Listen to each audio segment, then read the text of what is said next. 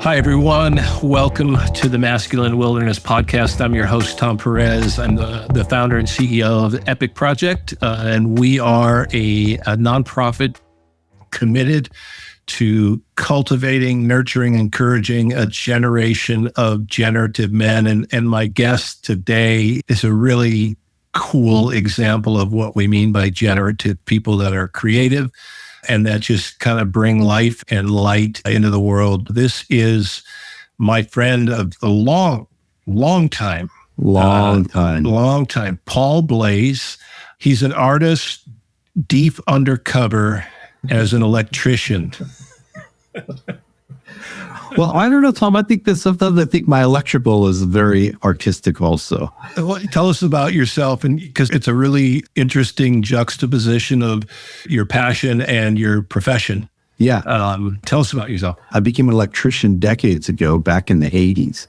And I was very fortunate with the company that I got to train under. It was a company called Pacific Coast Electric. And my first boss was a man by the name of Don Howard. Really cool dude, Encinitas, California. And then his company foreman, Scott Harrison, was my journeyman. I mean, back in the 80s, this was like an uncommon thing. Instead of tract housing, it was all very custom homes, 10,000, 15,000 square foot homes.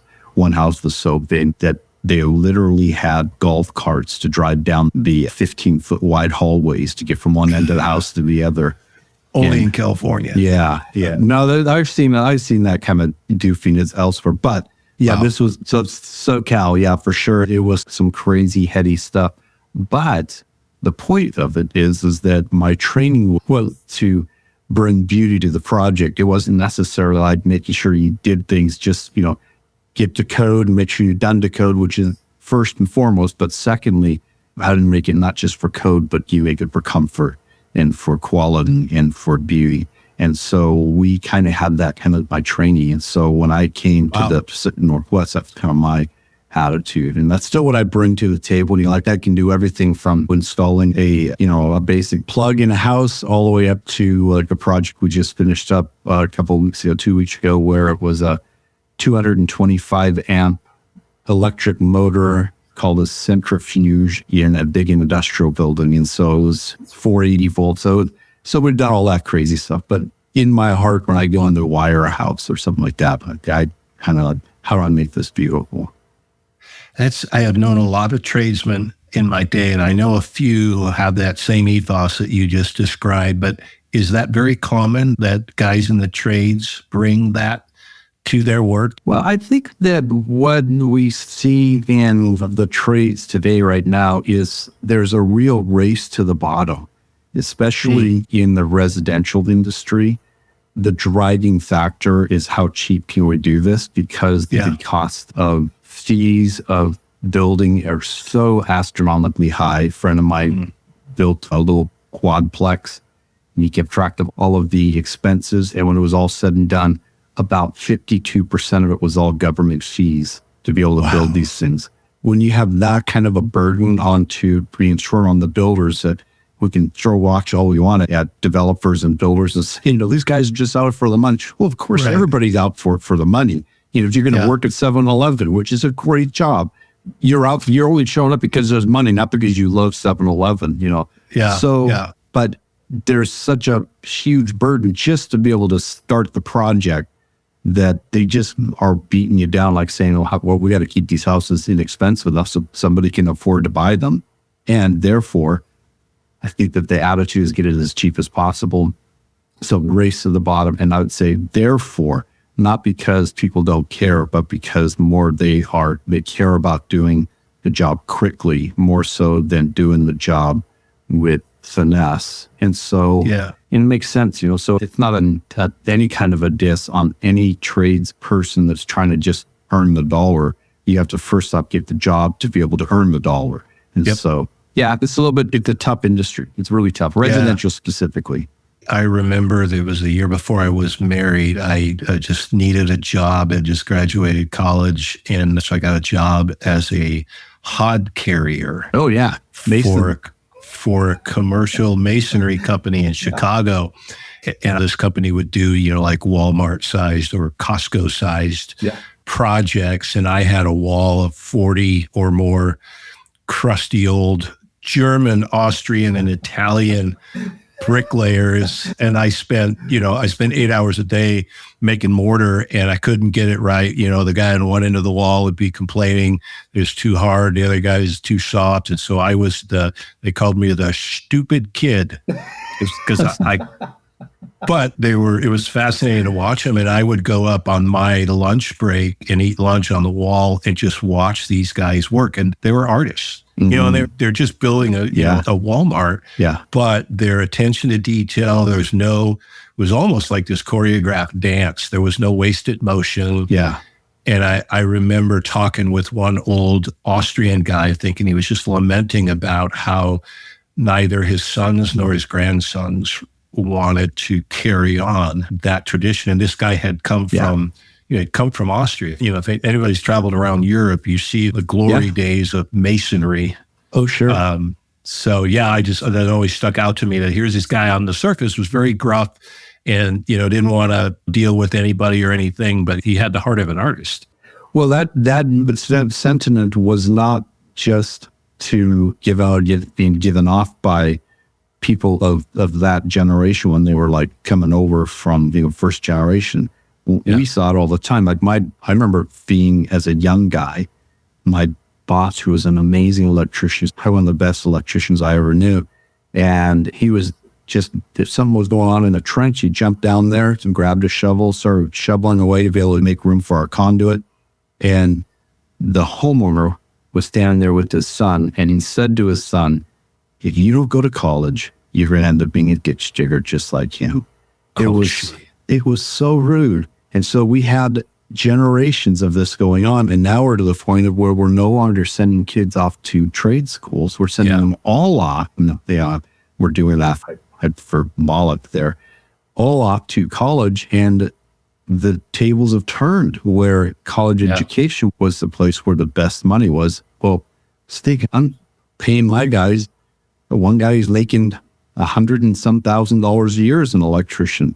And it's really good pay, and it's not too hard on their bodies. And so we've seen people get shoved off away from working with their hands so that they can be able to get to that better life. And then they end up being strapped down with horrible debt and decades of slavery to that bill that you can't get away from. So it's ironic because I graduated from college. This was, back in the early 80s, but I graduated from college with a degree in social work. Mm-hmm. I couldn't find a job in social work. And that's how I went and got this job with the bricklaying company, because they were paying like 3 times what any of the social work jobs paid. Thankfully, I didn't have college debt, so I wasn't in a... It was the 80s. It was the 80s, man. Yeah, exactly.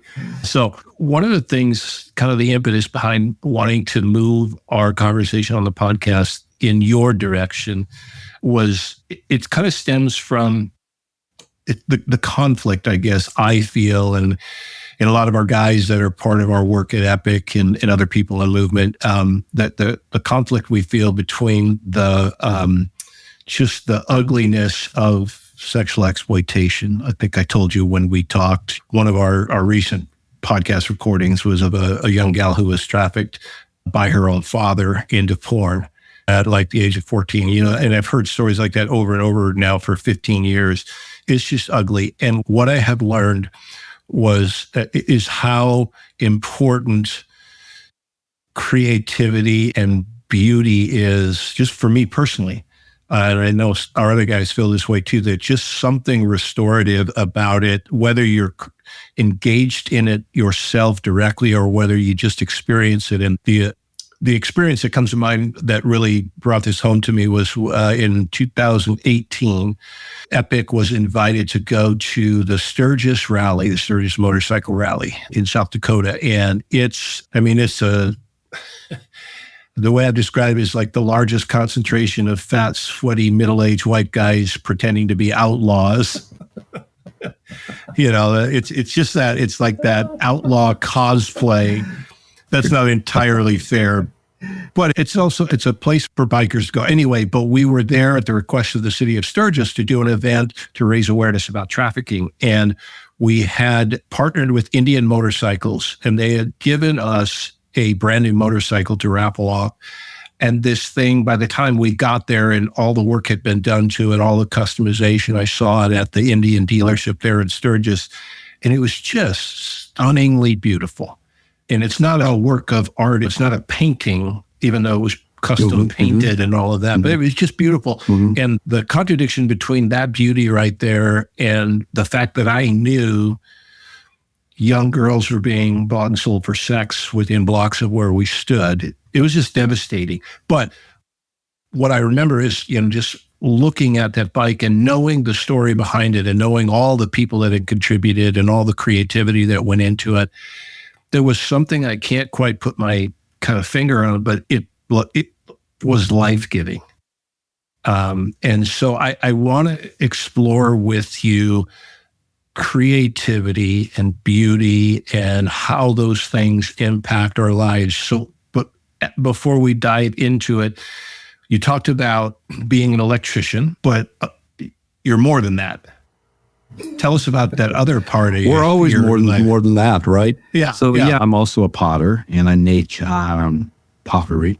I started doing that about 15 years ago now, something like that. Maybe longer ago than that, because when our kids were little, we would take them to these parent-child classes here in Vancouver, Washington, at the Marshall Center. And our teacher, Kim Merton, she was teaching the class. She's actually I had no idea how amazing she is. Now that I'm in the community, I totally get it. Anyhow, we did that for a few years, like a session at a time where you go for 4 or 5 weeks, and then you sign up again a year later for 4 or 5 weeks. Did that like 3 or 4 times. And then one year, when my daughter was getting to the point where she was too old to take the class again, I was given a birthday present to do it one more time, one more session with the parent-child class. And we went to the Marshall Center, took the class, and the one thing I hated was the idea of throwing on the potter's wheel, because it was so difficult to get the clay centered on the potter's wheel as it's spinning 1,000 miles an hour. And then you're trying to put that lump of clay and make it so that it doesn't throw you around the table, to get it centered and be able to pull it up. That looks like magic. It was beyond me to be able to do so. My daughter kept challenging me. 2 types of ceramics. There are more than that, but let's just say, but for the sake of this conversation, there's hand building, where you use no mechanical stuff like a potter's wheel. Or you have a mechanical one where you have a potter's wheel that spins in circles, and that helps you get something perfectly round. So I was doing hand building. She challenged me to go to the potter's wheel, my daughter, and I went and did it. And good night, I made a cup. It was ugly. I mean, I totally knew it was ugly then, but it actually worked. And I was hooked, and I started watching YouTube, and I started getting excited about ceramics and pottery, wheel throwing. And I started thinking about, this would be so much fun to do, but I couldn't spend the money on myself like that. We were young. Our family was, we had kids at home, and I couldn't see myself spending $700 on a potter's wheel. So I started looking it up on Craigslist, and that's like the used, inexpensive potter's wheel. I was like, I can't do it. But I found something on Craigslist where the ad was potter's wheel for exchange for electrical work. Oh, there you go. So they had given up on ceramics, but they were turning it garage into an ADU. So I went down, I did the job, I got the potter's wheel, I made a profit off of the project too. So anyhow, the point is I got myself a potter's wheel. Then I used to keep all my scrap wire. I used my scrap wire to turn it in, and I got cash, which helped me to buy my first kiln. And the next thing you know, I got myself a little ceramic studio. And then it's been kind of history from there. Then I ended up getting more and more into it, making a lot of ceramics. And then at one point decided to start a podcast that I didn't know it's this show that's one of the top podcasts in the world. It's just crazy. It's one of the top 5% of all podcasts, and it's all about pottery. It just blows me. It's called the Potter's Cast. I was going to bring that up, but I wanted to make myself sound better and wait a little bit longer. But yes, it is pretty impressive. And I think your episodes are in the thousands now, right? Well, we're releasing, I think tomorrow. Well, today I'll be. The latest one I released was episode number 1065. So the next will be 66, and so on and so forth. It is worth a listen to. You don't have to be a potter or ceramicist. That's the thing. That's the right word, ceramicist. Yeah, ceramicist. You don't have to be one of those. I'm curious when you go into your studio, and I don't know how often you actually have the time because you got a lot going on. Quite busy, when you go into your studio and say, I'm going to create something, what is that like? Can you walk us through what's going on in your head and in your heart in that moment when you're attempting to create something? Well, I'm in the process of relearning how to create. Yeah, because I lost one of my right eye a year ago, the vision in that right eye. So I'm in the process of relearning right now. So I have some joys and frustrations that are all mixed in together because I can't quite throw the way I used to. But I'm finding great little tricks to be able to help me to do it. And it's actually these tricks are actually making me a better potter. But right now we're gearing up for a show also. My wife and I were both accepted into Clark County. It's called the Open Studios, Clark County. And I'm blown away by it. That they accepted me. I'm just a knucklehead. I'm a hobby potter. My wife's more of a professional.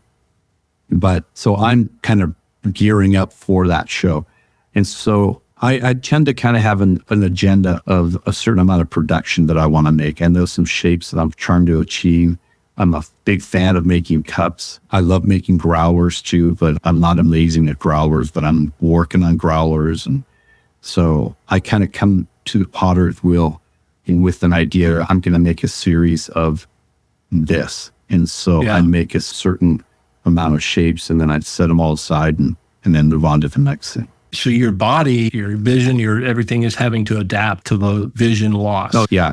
Like for instance, when you center a piece, the next step after getting the clay centered on the polished wheel is you have to what's called opening, where you take a finger or thumb. There's actually even a tool that some people use that you push down towards the center of the lump of clay that's on it. It's all combed up, and you run your finger down the dead center of it. And then once you get to a certain depth, which usually for me, because I like to throw in a way that I don't have to trim later. So it's called a no trim throwing. And I try to shoot for about 1/4 of an inch, 3/8 to 1/8 of an inch. I used to be able to just visualize that or go down and I could see where my hand was. I know that I was, okay, and I'm going to go out there and I'd grab a little needle and I could put it in there and see whether I was accurate or not. And that was always pretty accurate. Now I will throw that and sometimes I'll go right through the clay. So then I've got a big hole in the bottom of the pot. So I've got to, mess with it. Or else it'll be way too thin and I'll put my needle in there and I'll have like 1/2 an inch. And it's like, that's such a thick bottom. So it's been frustrating and I'm just kind of learning to live with that. And so, cause my depth perception is off. I can't be able to see where my hands are. And I know I'll just move my hands in the wrong way and I can't see how close my hands are to the clay and I'll bump it. And that's not good either. You want things to be like this way. Yeah. I mean, your vision loss was such I don't know if you care to share just a little bit about how that happened. It was just a kind of a total freak accident. Yeah. I was wakeboarding in Hood River, wake surfing. And so I was on a surfboard behind my nephew's boat. Everybody was out there, nieces, nephews, my sister were out there, my wife, everybody were on this boat, overcrowded, but it makes a great wake. And so I was surfing behind it, which was, for me, it was the glory days when I was young. I used to surf actual real waves back in the day, skater, surfer. And when I was doing this, I wouldn't let go of the rope because I wasn't that good and I hadn't done it for 20 years. So I was kind of carving it up while I was being towed behind, not necessarily letting go of the board. And then when I kind of hit the lift of the wake at one point and I wiped out and I held onto the rope a little too long, let go. And then when I came up the board, it kind of got momentum. I was skipping across the surface. I didn't realize it, but I came up and the board was at the perfect height for when I came up, it hit me right into the chink, which then went into my eye and exploded the eyeball, cut it in half, ripped out my iris, destroyed the retina in the back, and immediately I felt my eye, when you close your eyes, you can feel your eyeball. You don't think much of it. But when I was like, just reactively put my hand over my, I could feel like we were just flat. My eyelid was just flat. Wow. So they life flighted me from Hood River, Oregon to Portland, Oregon to OHSU, the KCI Institute. And they did surgery and saved the eyeball, but they kind of saved some vision. But then after about a month after that, as the vision was coming back, it just started to die off and stop. So it's gone backwards. So I've lost pretty much blind in that. So I remember when that happened. I mean, I don't know how you have maintained this passion for creativity. Is it like, how have you done that? How have you continued to cultivate this in, even with this kind of a hardship? Well, I didn't lose my will to live, but you've lost my eye, Tom. Yeah, I know, but I think a lot of guys, myself included, like just to try to go back to what I had done before, it would be super hard to just. I can't go back to where it was before. Yeah. I used to work with my hands very well. As an electrician, you have to do things that I'm working with live wires sometimes, and it's just not a safe situation anymore for me to do. So if it's completely changed my life, like going up and down ladders, I can't tell how far I am from the ground anymore. I can tell within 6 inches, but 6 inches, you ever step off a curb, that's only 6 inches. And if you don't know what's happening, it can be devastating to your back. Yeah. So I'm having to relearn a lot of things like that. And a friend of mine, or I should say an acquaintance, who lost his eye when he was a child, was an electrician here in Clark County. And I asked him one day, not too long ago, I had asked him about his eye, because his eyes all whited over, calcium buildup. And I said, how do you work with your hands like that? And he just said, oh yeah, you guys who've lost your eyesight later in life, you guys have a hard time. And this is the only thing I've ever known. So I just know where everything is. So he's had a whole lifetime of living that. At this age, it's a whole different world to learn how to do all the things that were just taken for granted. Yeah. I so respect your willingness to just lean into that, though. Gosh, there has to be so much that you have to relearn. And yet you still, like, to me, such an example of creativity. We'll be right back after these messages. Did you know we have a new show? Join us in listening to Shop Talk, an extension of the Masculine Wilderness podcast, where your host, Tom Perez, and me, your producer, Lauren Trantham, get together to talk about the behind-the-scenes action that goes on within the anti-trafficking movement, current events, and epic news. It's free to subscribe. Just head on over to our website at epicproject.org and sign up for our newsletter, and you will be automatically opted in to receive these private episodes. See you at Shop Talk. And now, back to the show. I want to talk to you a little bit more about creativity, just the idea in general. And then I want to circle back and talk about beauty. But what does creativity mean to you? And second, does everyone have an innate creativity?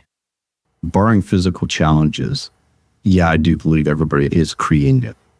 And the vast majority of what we have today is a school system that doesn't lean into that part of it. We lean into a scholastic type of a thing, which is just good and important, and I'm not dogging in any way that. But if you're going to be a good problem solver, then it's really good to be an artist, because artists tend to be problem solvers. How do I get this idea that is rambling around in my brain that I can envision in my head, or I can envision out there, whether it's a painting, I can sketch it or draw it or wherever, to get it from that place onto a piece of paper. There's a lot of problems that have to be solved. Like if I'm an artist, like a drawing artist, I'm a drawer, and I'm trying to sketch somebody, which I can do that minimally. I'm trying to solve the problem, like how does that nose really balance with the eyes? And there's a lot of concentration, a lot of problem solving has to go into there. And if you can't, not if you can't, but it's so helpful for becoming a critical thinker and for becoming a solver of big issues. I've heard recently that some of the big tech companies are more interested in hiring artists because of their ability to be problem solvers than they are the people who are tech savvy. And I'm not there. So there's a movement towards this leaning into the problem solvers that artists tend to have. As far as like asking the question then about what do I think creativity is? I think that creativity is the ability to take an idea and to bring it to life in some way, or to bring it into reality in some way. And that creativity, it could be that there are unrelated ideas being brought together. Maybe that's simple mimicking something that's out there. But I think it's the idea of bringing a concept into reality. So I think it's a relatively simple idea, and just like playing the guitar, super easy to pick up, but really hard to master. Hearing you describe it, it sounds less like a mechanical process and more like, I don't know, cultivating a living thing, like more like farming in a sense. You're cultivating and nurturing something. Yeah, that's a great way to describe it. Farming, the action comes into play quite a bit in a lot of artist conversations that I have with our guests on the podcast, on the Potter's Cast, is the idea about farming, especially if you're trying to make a living off of your creativity. Then there is a lot of sowing of seeds in a long time between germination and harvest. And so there is a process that the artist goes through that is very similar to agriculture, very similar to that. There's a lot of nurturing and bringing along and coaxing along to get to where one wants to go, and then to actually reap a harvest from it, if that's the goal. But even just bringing something into existence, like you talked about earlier, kind of in that same vein, like what are the things that are necessary to cultivate that in an artist's life, in a person's life, whether or not they see themselves as an artist, but how you cultivate that sense of creativity? Do you just rely just on your own, innate whatever, or like what are the things for you that have really just encouraged you along the way? That have cultivated that in you? Sure. I think that it is a misconception to think that an artist is good because they're an artist. I think we get good because we do it. Like, you got to have a want to. If you have a want to and you pursue that want to and you do the want to, then you're going to get better at it. And then there is a certain amount of satisfaction that comes from creating something that has nothing to do with anything outward. It's like the joy of making in and of itself is a reward, whether it's ever recognized by anyone else or not. There's a huge joy of just creating. So I think, one, I like to be a person who just goes and does the work. I like to show my work too. Since they're little kids, they look what I made. I love to be able to tell people, look what I made. And that's so good to hear. That's so honest. Yeah. I'd like to get people to come and look at it. And I'll grab my wife and I'll say, you should see these cups I just made. Amazing. And I'm blown away. I was going, good night, this thing is so incredible. And I can't believe that they came off of my potter's wheel out of my thought life. And they're just blown it. So I want someone else to see it. So I love that. One is the want to. Secondly, I do think feedback is really important. It's great to hear other people's feedback that is, one, the encouragement. And then also sometimes it's critique too. Someone who would like say, that piece could be a little bit better. And that's not bad to get, they're not critiquing me. Yeah, it's not me that they're critiquing. So I think that's a good thing. So in terms of like, how do I get that want to and that drive to be able to be creative? It's just the practice of going out and doing it time and time again and seeing the results and being stoked about it. Or if I'm not stoked about it, I'm willing to throw that ball of clay away and start over with another one and see what else I can come up with or get closer to the idea and chase them down. There's a cost to that too, right? To being creative, because you have to saying yes and being willing to stay at the wheel. Mm-hmm. is also, it's saying no to other things, right? Well, yeah, it's saying no to absolutely every other possibility in the universe. Yes. And you can only say yes to one thing at a time. And by doing yes to that one thing, you're definitely saying no to absolutely everything else, right? You mean you don't have a big TV in your studio so you can watch football games while you're... No, I do. I will occasionally listen to music, or I'll listen to a book on tape, but I see what you're saying. Yeah, you can do, but when you start concentrating and get into the flow, that football game is not going to hold your attention. It's going to be, you got to do doing one thing or the other. So, yeah. How do you make a distinction between creativity and beauty? Beauty, I think we're created to love beauty. I don't think that's unique to any specific culture or unique to any type of person.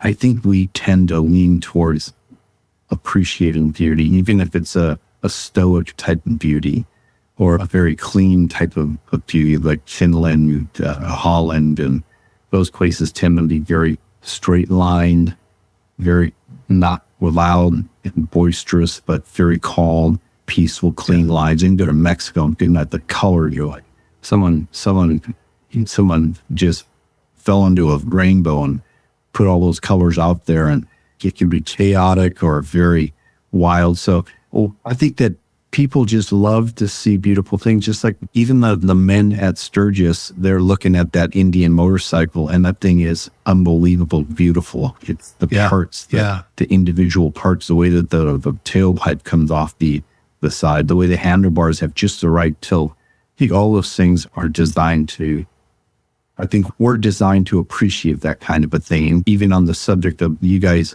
deal with as an organization, for men, the beauty of women, it's something that we appreciate, but anything can go to the next level, right? Which, well, I don't want to go down that road very far for this moment, but I think that beauty, Dan, in terms of like, I think it's something that makes us feel like other than me. The other than me that is unique causes me to be in awe of something. The depths of the grandeur of that awe might change. But beauty, I think, is that there's something other than me that is not me, that is so that captures my attention and my imagination, stirs an emotion or a feeling. I'm curious if there is a place that you've been that had that effect on you. So I'm talking about a scene or a landscape, but then also, is there a particular work of art for you that had that kind of take my breath away, out of body experience? Either of those that really stands out in your memory? Besides the awesome cups that you make. Not every once, but quite often, my wife will make a piece that nearly brings tears to my eyes. There'll be something that I'm not used to seeing. She takes a new idea that she's been talking about or trying, and then brings it to life. And when I see what she created, and it catches my breath, and it makes me stop. Mark Rothko, his work is another type of work that when I see a Rothko painting, sometimes the color combinations are so moving, I can't contain myself. I can't believe that.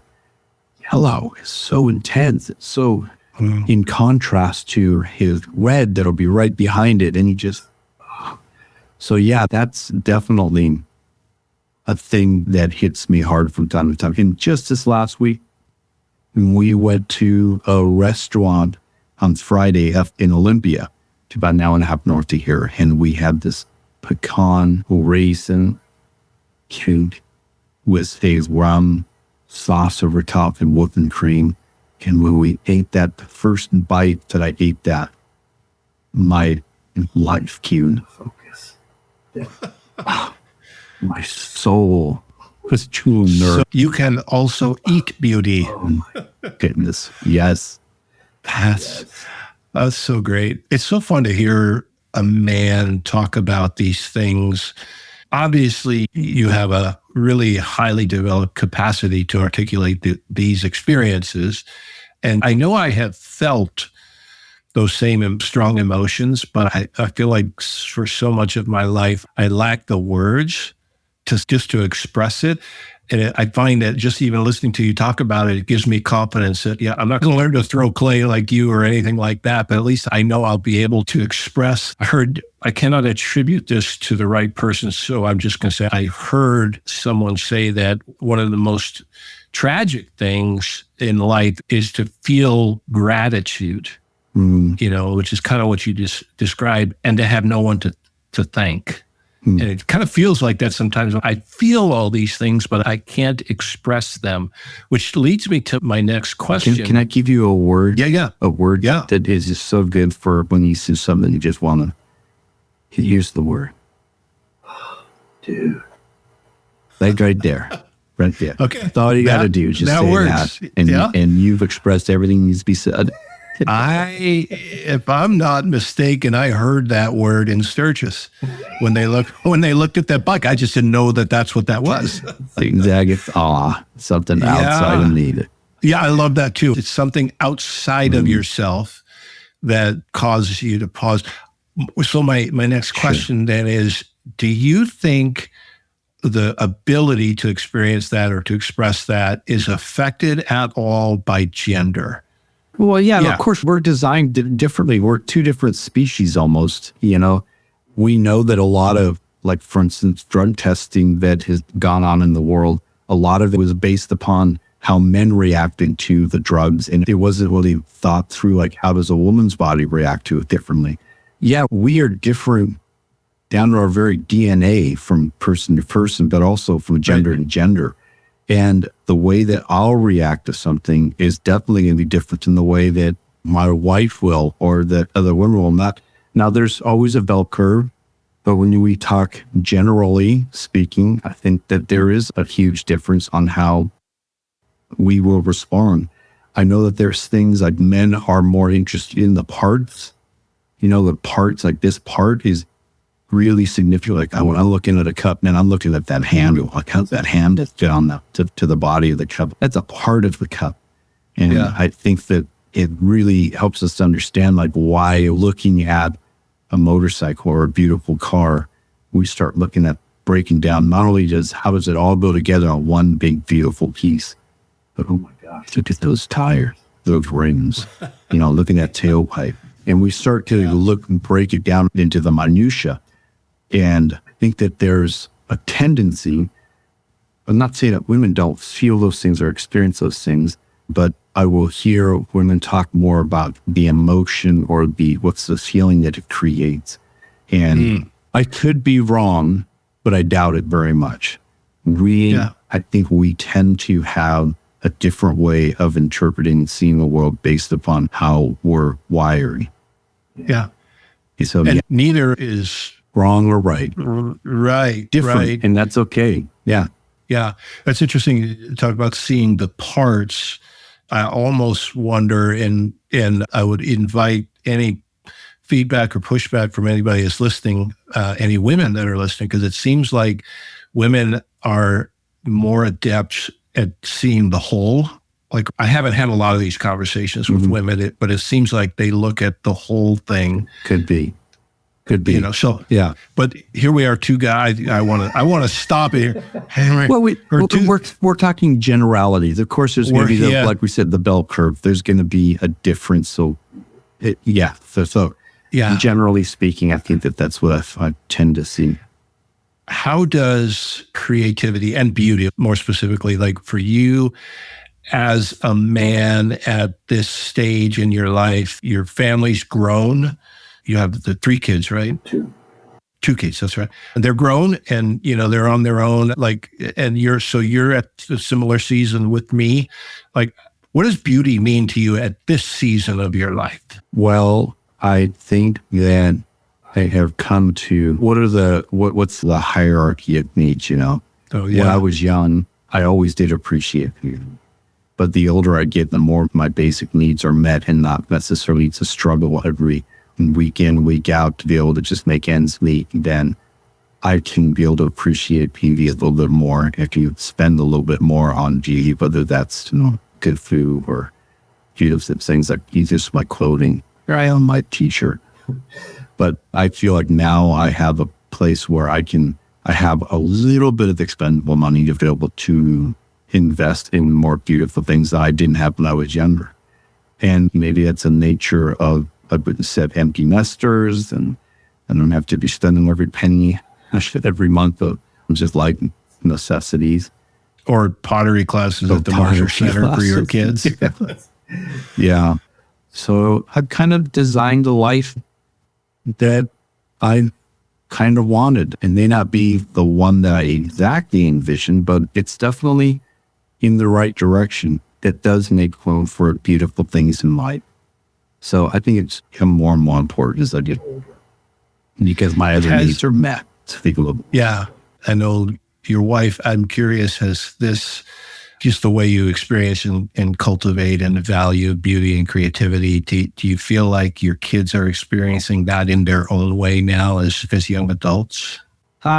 Yes. I don't want to speak too much on their behalf, but yeah, I do think that they are both pursuing that in their own unique ways. Yeah.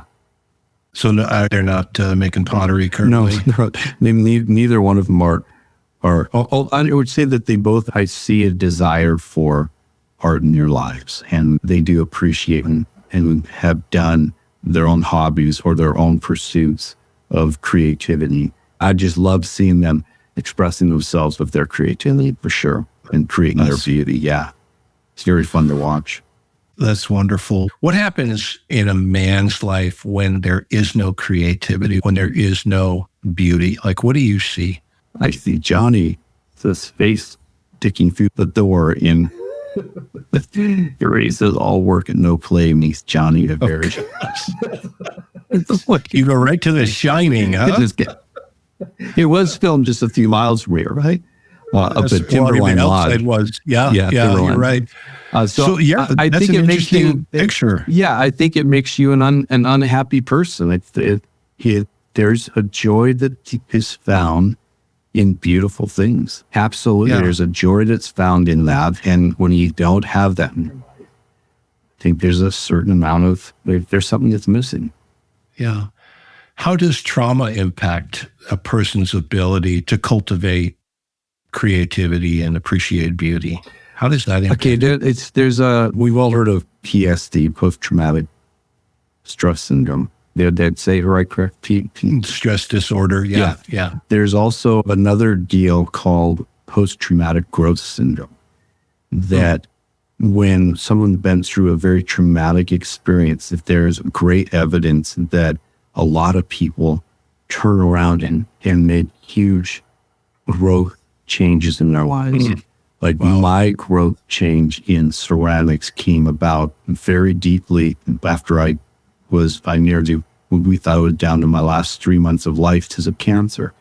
And that growth that came out of that afterwards, to start the podcast, I got very serious about my ceramics and really dove into it feet first. And so I think that when trauma comes, absolutely there's the hurt and the grieving that takes place as a result of that. And trauma could be major loss, but there also could be a point of where it should also be an ingredient for growth also. And so I've seen people who have been through really difficult times turn around and come out of that with some amazing stories on the other side of it, or some amazing growth on the other side of it. So it can be, I think it can be a great springboard, one that I don't really want to jump off of. But too many times. Yeah. But you have. I mean, you fought through the cancer, and then the trauma of the eye injury. Like, you continue to go. Hearing you describe that, it explains in so many ways what we've seen with survivors of trafficking, like their capacity that's born out of that trauma and their resiliency and so many things that come out of that are, it's just a powerful example of that. So you're speaking of cancer. That was how many years ago now? It was 11 years ago now. Okay. Yeah, 11 years ago. And I was aware of that, but we hadn't really reconnected at that point when you were going through that. But we kind of reconnected about 5 or 6 years ago, 5 years ago or so. Yeah. And there's a story. This goes back to the cups. You handed me a cup one morning. We were at church together. And do you remember that? The ironic cup. Yeah. Yeah. And I had just received my own cancer diagnosis. I can't remember I don't know if I'd had the surgery yet or not. No, it was right before. Can you share that story? Because this was such a meaningful thing for me. The cup is still in my kitchen, but do you remember that? I remember the cup, and I remember it's got a yellow handle. Yeah. I remember it's also a white body, and it says, I call it an ironic cup because it's got the idea of a to-go cup. I hand drew a to-go cup, like a Starbucks cup. It's not a Starbucks cup, but I hand drew that and then transferred that onto a series of cups that I put onto a cup that you typically don't take it away. So it's a to-go cup on a to-stay cup. And I call it ironic because I remember that morning when I gave it to you, I was thinking about how the irony of life being held with a balance. And when we live in these bodies that are designed to go, they're not going to last.